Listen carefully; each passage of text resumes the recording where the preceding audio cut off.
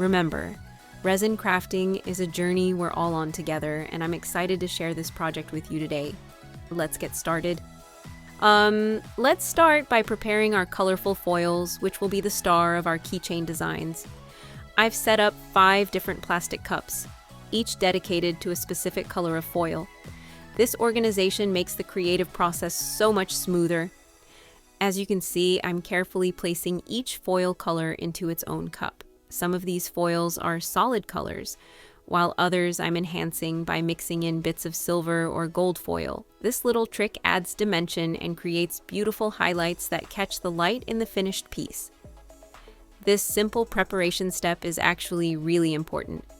By dividing your foils before you begin, you'll have all your colors ready to go when inspiration strikes during the pouring process. Plus, it helps prevent cross-contamination between your different color schemes. I find this method gives me the perfect balance of planning and spontaneity.